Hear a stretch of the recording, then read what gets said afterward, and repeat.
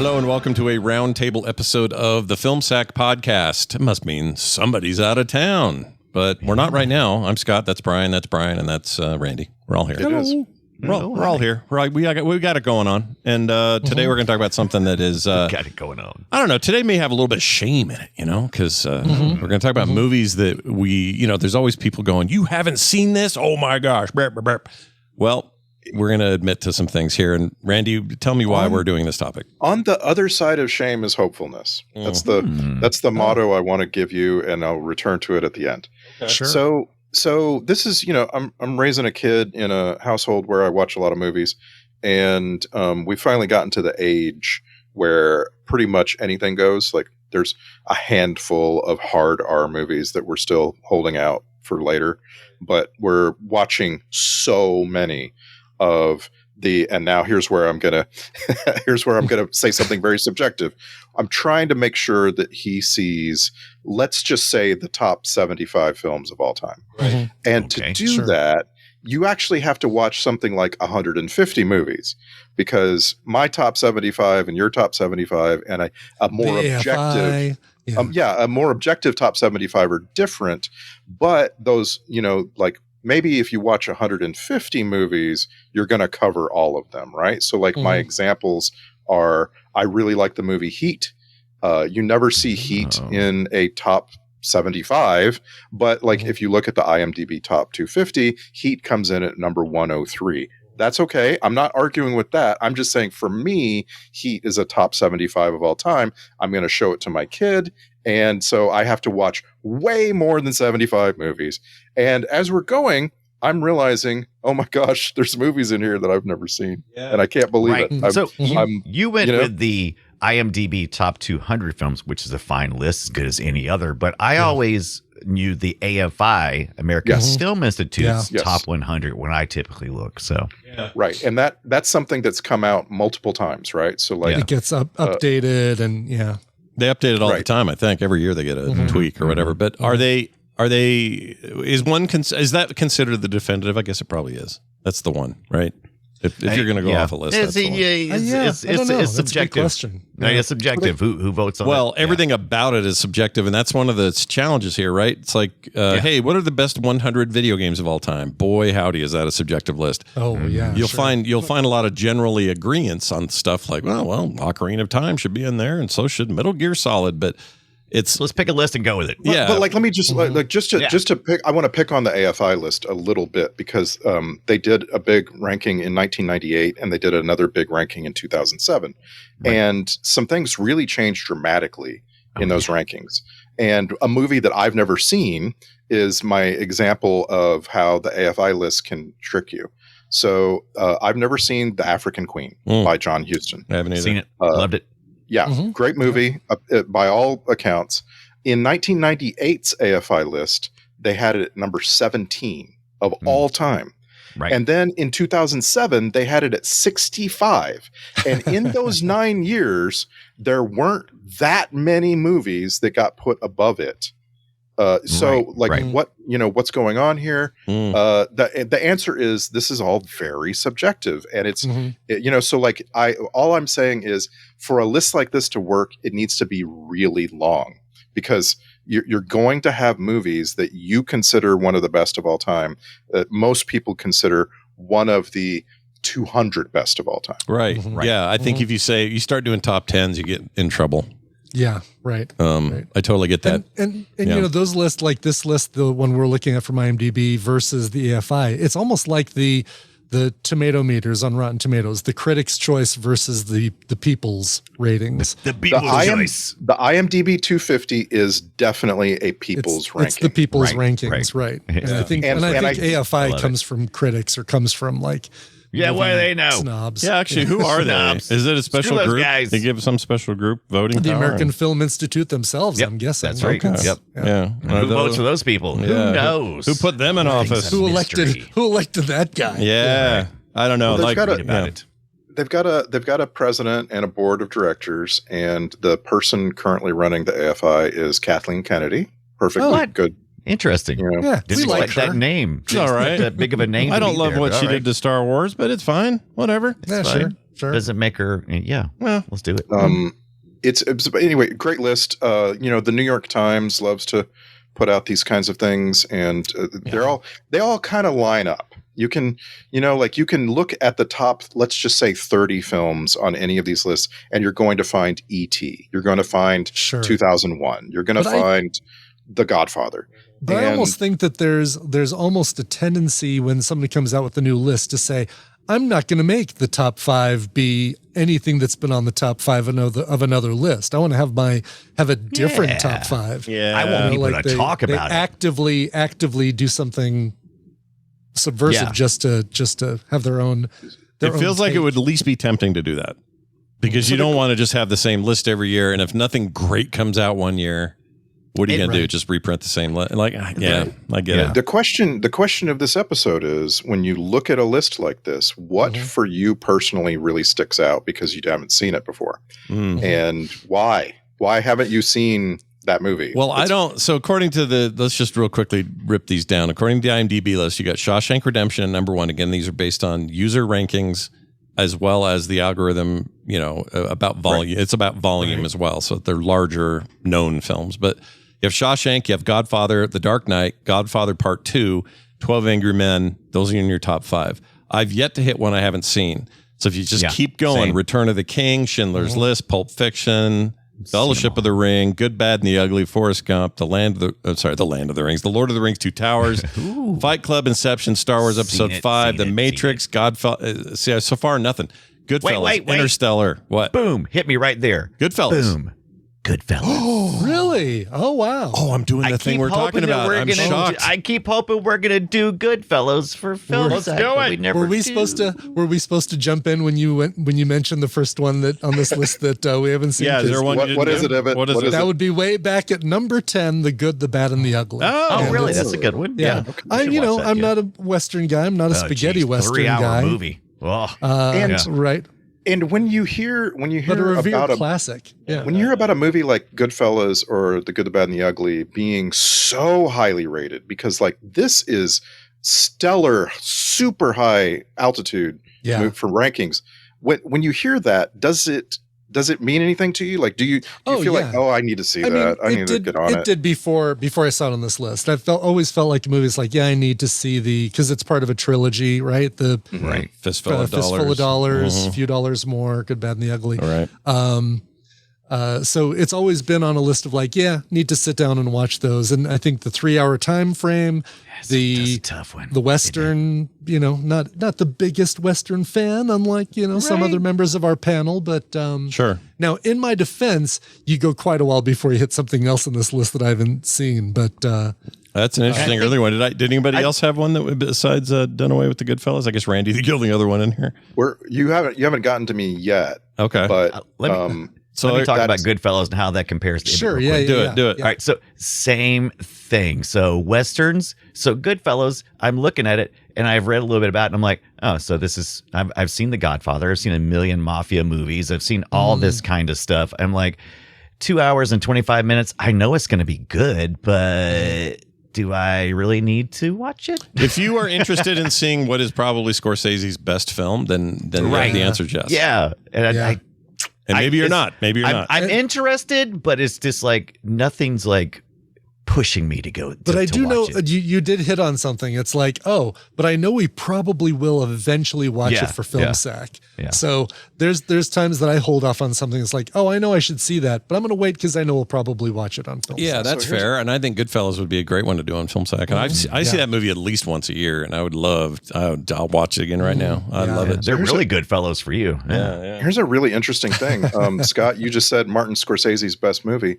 On the AFI lists, it's not. In fact, it's not even his second best movie. Can I guess what it is? Can I guess real quick? On those lists, it is at 94 in 1998, and it's at 92 in 2007. That's insane. Because they've got Raging Bull way higher. That's at 24 and number 4 in the more recent one. And then they've got Taxi Driver at 47 and 52 in the more You've got to watch recent Taxi Driver if you haven't watched Taxi Driver. Oh yeah, it's amazing, no doubt about it. But I'm putting Goodfellas at the top. But here we are to the subjective stuff, right? Like you, right. And the case you're making is that the people like Goodfellas. That's the only thing. Right. The IMDb it's the people Scorsese. Scorsese. That's right. Exactly. I like that. I'll keep going down this list. Somebody yell if you say something. Matrix, Goodfellas, Interstellar, The One Flew Over the Cuckoo's Nest. That's me. Also Interstellar. Okay, so stop just a second. Wow. All right, so That's one of Randy's favorites too. I love That's that. really interesting because I think you've named 4 Christopher Nolan movies already. Right. Like, Christopher Nolan dominates this freaking list.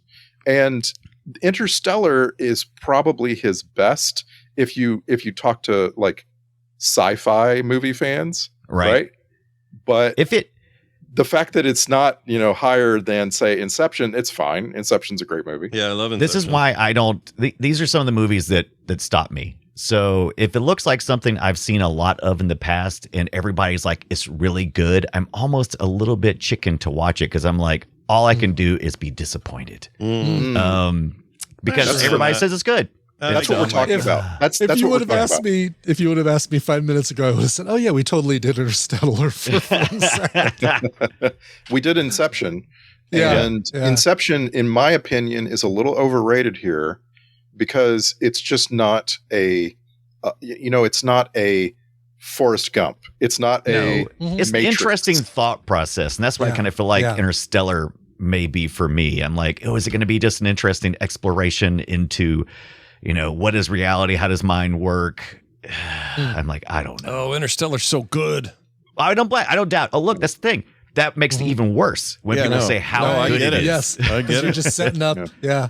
I'm like, oh. So Scott, you've talked about before how the hype of something turns you off, turns you away from especially in video. It's mostly a video game thing, but but even with movies, like when we were trying to get me to watch Parasite incessantly for months and months and months and years, and then it turned into years. It was like, what is my problem? And most of it came down to, I don't want to see what everybody else wants to see. I'm going to go watch my cool indie no one's heard of. And I do this with games way worse. I'm terrible with that because a Game of the Year game will come out. Everyone's playing it. And my inclination is to go, everyone but me. I'm going to go do this other thing. Which you won't. Sure. Yeah. So it's a weird thing with me. But yeah, like. That contrarianism is directly opposed to the idea of popularity, right? Which is what we're talking about. We're talking about, either critics or fans have said this is popular, like by vote, And so that's also a really good sign that you're going to like something. I'm sorry to say, I know that can ruffle the feathers of the contrarians, but it's a really good sign. When when I come along and say there have been 150,000 movies made, and this one, Bridge on the River Kwai, is number 20 on the AFI lists. That's probably a really good movie. And I think that's one I haven't seen. And so I'm not necessarily a contrarian. I just know that when a movie is good, it's going to be a movie that makes you think. And I hold movies in a very high reverence, and I'm whenever people all say it's good, what that translates to me is that it was very impactful. It meant a lot. It means that it probably made them think for days and days, maybe even changed their worldview in certain points. And I'm like, that is a heavy load on a movie for me. And I'm like, I need to weight to carry. I need, and I'm like, I don't know. I'll have to wait until it hits me. Like it'll be a situation where it just kind of, it's like, me and Interstellar are just in a room together by chance for whatever reason. It's like, oh, look at this. Yeah, and I would argue that Interstellar can be that kind of movie for certain people. Like I'm not saying it changed my life, but it definitely made me think differently about a lot of space time and that kind of stuff. And I get it, dude. Like sometimes you just want to go in and watch some popcorn ass movie. Another thing, a factor is the rewatchability of a movie. I've in the last 11 years, I've probably watched Interstellar a dozen times because of the music and the acting and everything. So good. And that rewatchability feels to me like something that you only you can only really understand if you watch the movie in the first place. And like for a lot of these, right? Like you mentioned Fight Club. I don't like that movie. I feel like it's way overrated.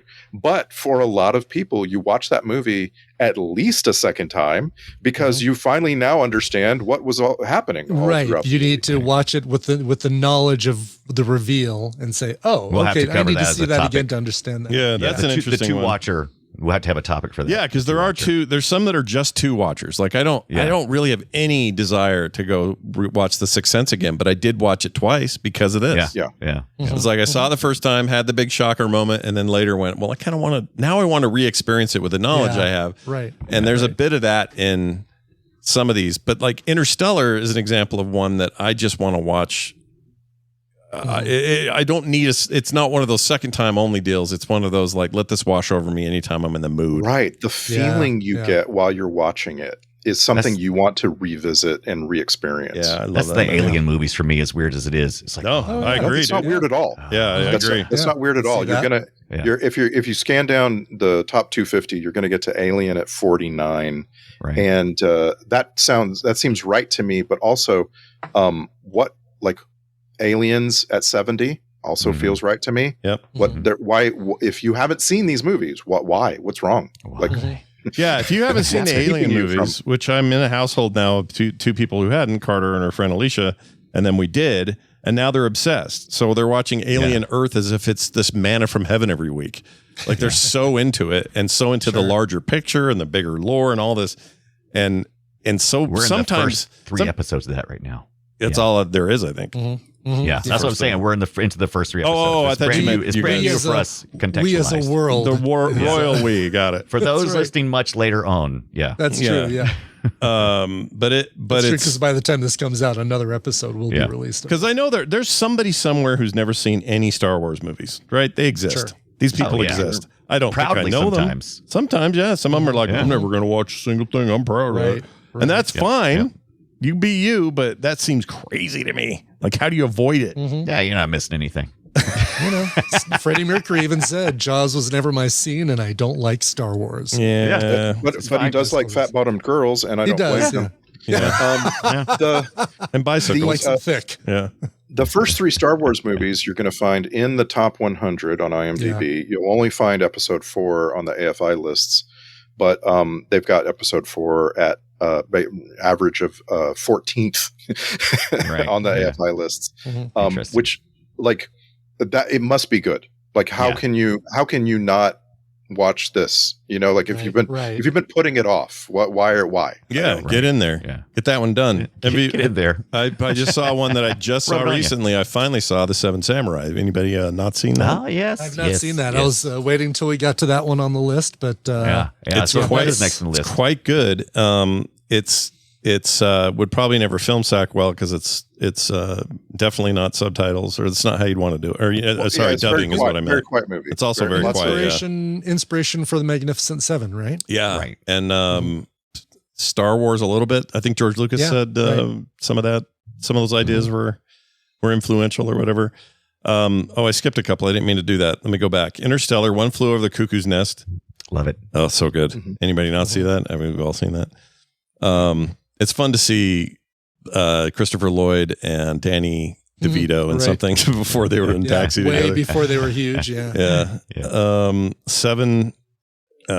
Which 7? At this point, I think we've heard 3 Morgan Freeman movies. Oh my gosh, Morgan Freeman! Oh, he's all over this shit. Yeah, we've all seen 7 because we've watched it here on Film Sack. You had to see it. Did we? Yeah, I guess we did. I feel like we're doing a draft, and I'm drafting Christopher Nolan as director and Morgan Freeman as actor. Well, so far, it's a pretty good combo. Best movies of all time. Yeah, I don't see Unforgiven on here, and I'm a little bugged, but let's keep going. It's not too far down. I thought I saw it. Yeah, it's at 149 on IMDb. Wow. Okay, I was, which again is a really high rank. Like, don't. Well, given that there are many thousands upon thousands upon thousands of films, it's still pretty good, but. That's lower than I would have. AFI had Unforgiven at 98. The first time is very new to them at that point, and then they have it at 68 the second time they did a list. And again, that list is missing all of the Christopher Nolan movies because it came out in 2007. So, AFI is what it is. But IMDb, there is a little bit of recency bias. You're seeing more recent movies go to the top because that's what people are watching, right? They weren't fresh memory. A lot of these people didn't exist in 1985. Right? Yeah, that's a good point. I didn't think about that. You're gonna always have that on an active place like this, right? Mm-hmm. Yeah. You guys ever left a review for a movie on IMDb? Just curious. No. What am I? No. What am I? I've never done that either. Here. Yeah, it seems got time for that. It seems a little insane to me. I probably did 20 years ago. I've done it on Letterboxd, but not on this. Yeah, Letterboxd is better. Everyone always tells me to use Letterboxd, and I don't even know what I'm doing over there. What am I supposed to use it for? What's it for? By the way, you can also filter the top 250 movies by number of ratings. So if you want to see which ones have been rated the most, number 2 is The Dark Knight. So it gets a little more love on if you sort by that. Good showing for The Dark Knight in general. Jeez. Did all right, man. Yeah. People like that Batman movie, turns out.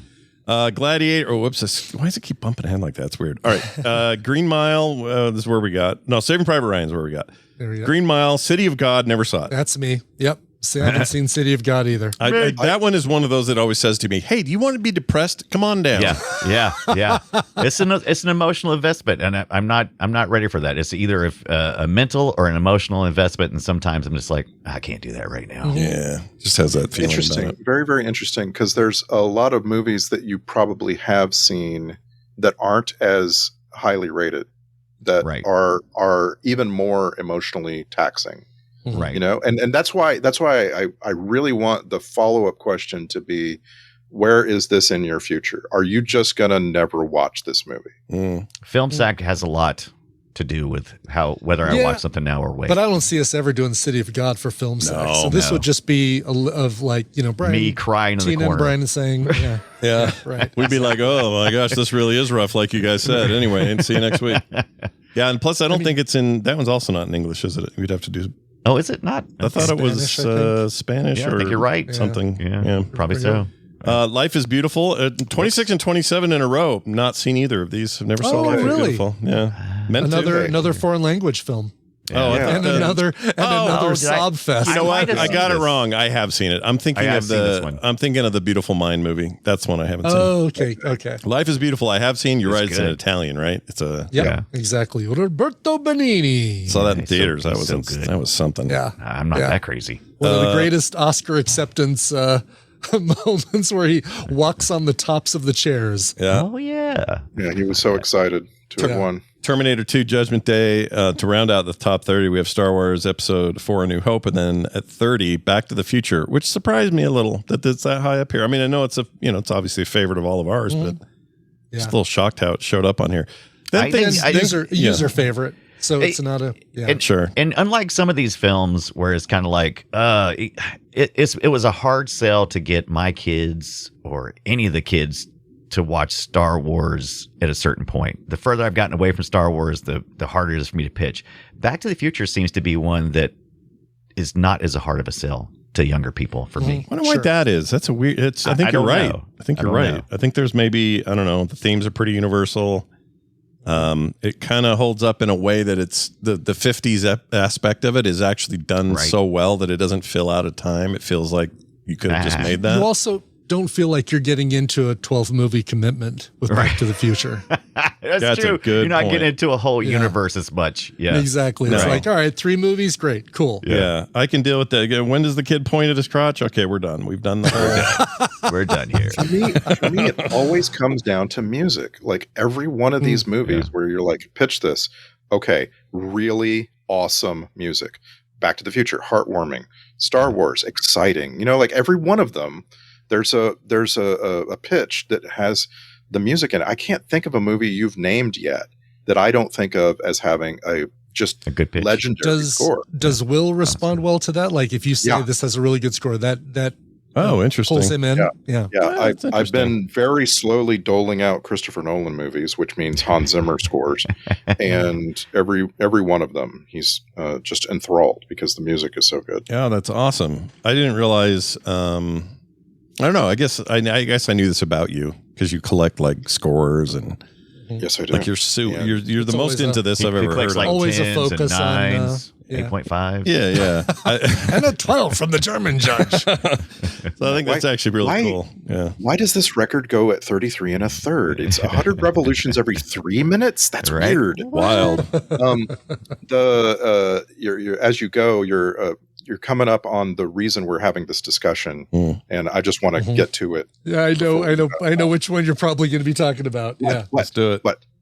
What you already guessing? Oh, I'm guessing 37. Oh, it's not. No, I'm sorry. I'm saying this is a movie I've never even heard of, and it's the 37th movie on this list. I've never heard of it either, dude. Never heard of this. Grave of the Fireflies, whatever the hell that is. Absolutely awesome movie. My kids saw it when he was much younger. Grave of the Fireflies. It's a movie that you torture little kids with. It's absolutely awful, harrowing tale of living in the midst of war, the aftermath of war. Well, I love torturing kids, so let's do it. Get going. Sign me up.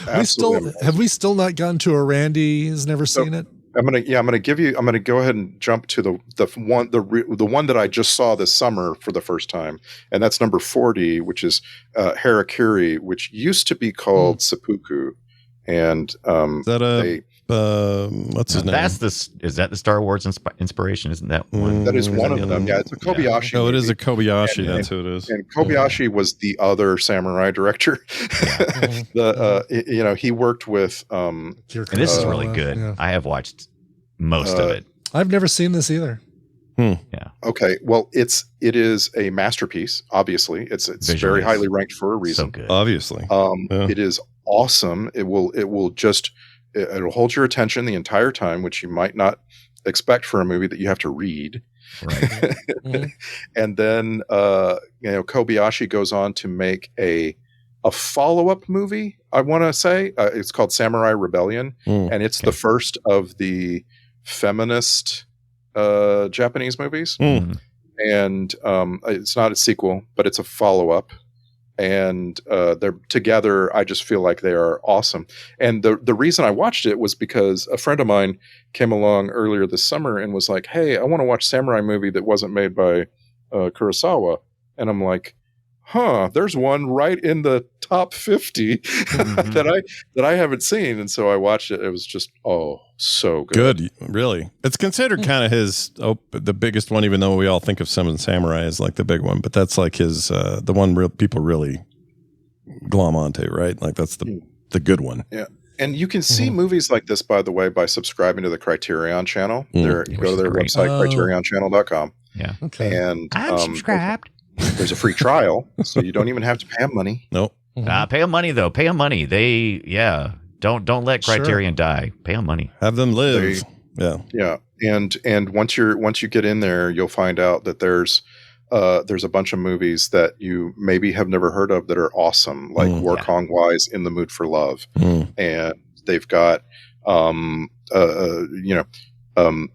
German movies and Italian movies and so on, and Charlie Chaplin, City Lights is on the Criterion channel, and that's in here somewhere. That's always really highly rated. So I watched Harakiri, and I was just like, okay, now what? Sure. Now what? What else? What is on here that apparently people consider awesome, and I've never seen it. And so I just kept scrolling down.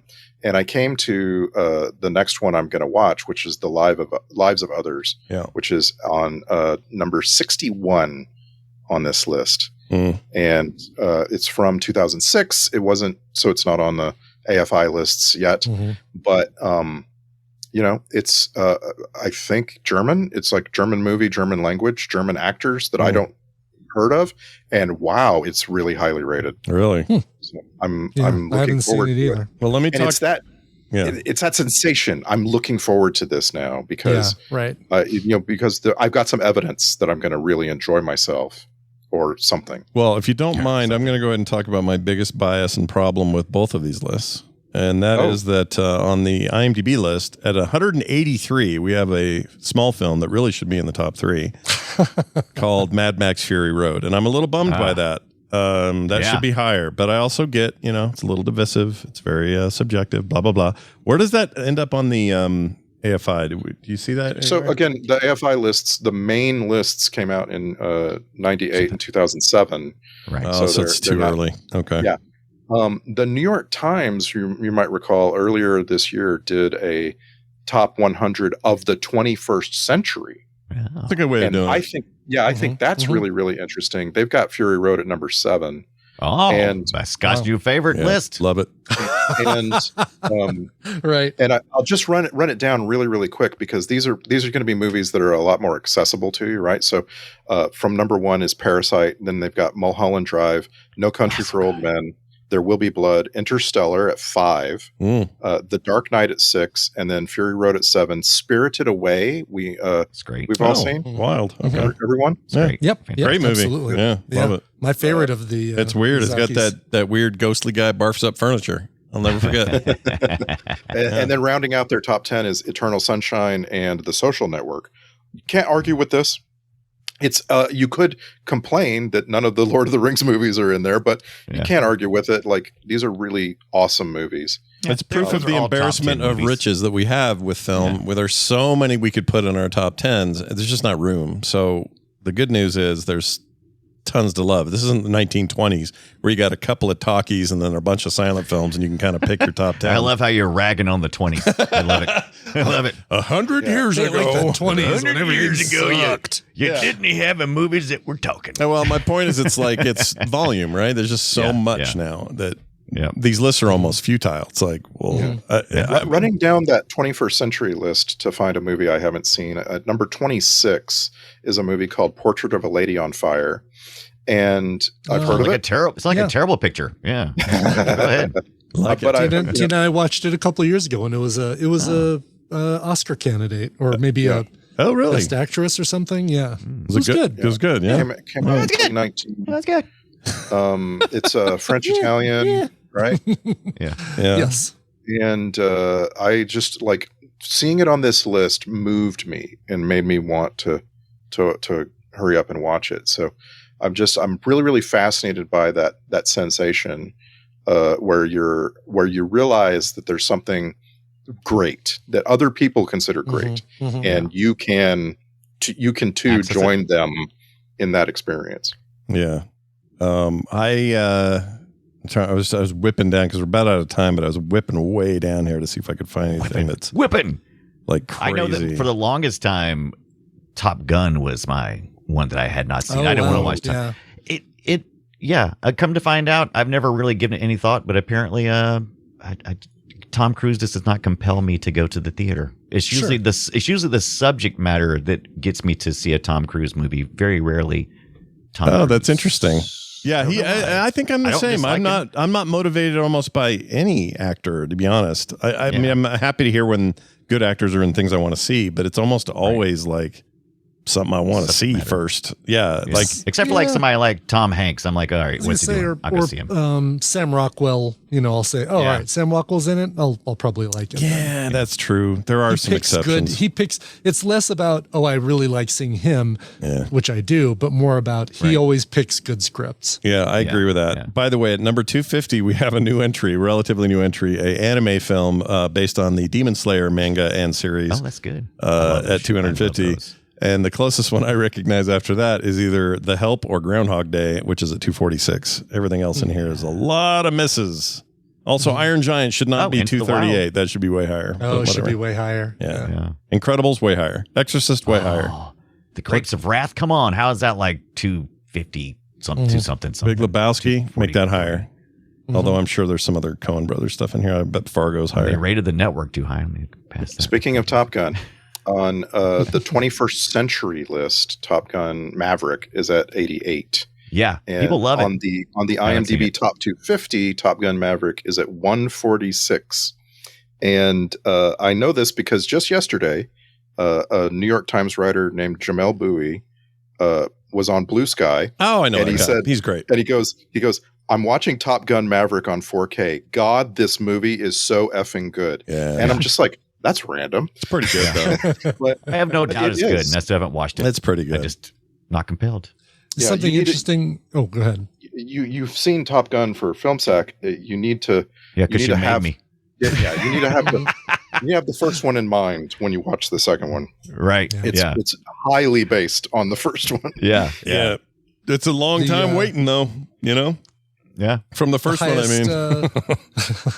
Highest superhero movies or Marvel MCU film, Avengers Infinity War at 60, but then you have to go all the way down to 74 for Endgame, which means more people like watching 100 superheroes die than watching 100 superheroes come back to life. Oh, that's weird to me. That's fun. I think once we get out of this bubble we're kind of in, I think we'll look at it differently. Think so?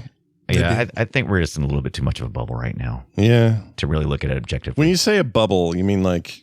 There's just so many superhero movies, and we've seen so many of them. I think box office is showing that maybe we're starting to venture out of that bubble. Yeah.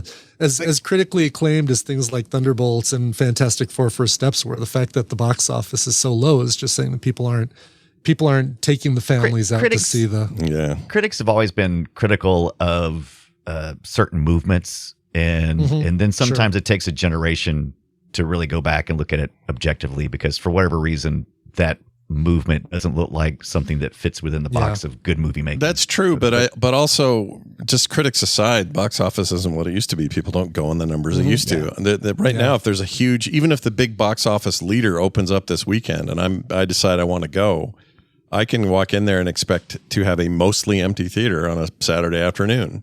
Yeah. That didn't used to be the case. Like part of it. Yeah. Go ahead. No, you go ahead. Part of it for my area is because movie going is just down, and we still have a multiplex of 10 screens, and they show this. They have like 5 movies are shown in 10 screens like 30 times a day or something. I mean, it's ridiculous. So of course, when I go, chances were it's not going to be full. Plenty of times to go see it. Yeah. The IMDb top 250 tells 2 completely different stories about superhero movies. And they're both stories are about the movie The Dark Knight. It's number 3 of all time, and I feel like it deserves to be. It is damn perfect. Solid. Yeah. But you have to go way down to number 43 to find the next one, and it's an animated movie. And I think that, on the one hand, it demonstrates that you can make a superhero movie that appeals to everybody and is super competent and so on and so on. On the other hand, I don't think you get to just make a mere superhero movie and people consider it a good movie. Right. Yeah, I think you have to do. I agree with that. But even Superman did well compared to anything else this year, but it did not do great compared to what box offices used to do. Yeah. I hate to say it. As much as, and I've kind of resurged my going to theaters. I love it. Yeah, you've been going to movies a lot more lately. Same. I've been having a great time, but it's partly because they're so empty. There's hardly anyone there. Yeah. It's a good experience, isn't it? I know. Exactly. Yeah. It's like, I'm happy on one hand for the lack of popularity for theaters, but I also, I don't want to see them die. Yeah. I really don't. Subscribe to Criterion. I want to see them live, and I want to see them live long and prosper. I just don't know if it's in the cards. It just feels like we're... Eventually, this is all very different. They'll live long. I don't know how much they'll prosper, but they'll niche it. They'll always be a niche. Always niche it. Every time, if you're going to do it, niche it. Yeah, niche it, baby. Yeah, that's what I say. In case you were wondering, by the way, Dark Knight has coattails in both directions. The first one, Batman Begins, is at 133 on that list, and the third one, Dark Knight Rises, is at 71 on that list. Oh, wow. I really genuinely believe that those are dragged a lot higher than they would be otherwise by the excellence of The Dark Knight, the second part, and also by just the Christopher Nolan effect. The guy can do no wrong. Yeah, but also it's got that great Bane voice, and Tom Hardy is in Mad Max Fury Road. Well, that's a great place to end it. That's our special on this discussion. If you have your own thoughts about movies you haven't seen, why you haven't seen them, and maybe some of the surprise about the stuff we haven't seen, let us know. So get over to filmsack.com. All the ways to contact us are there. That'll do it for us, for me, for Brian, and for Randy. See ya. See you next time.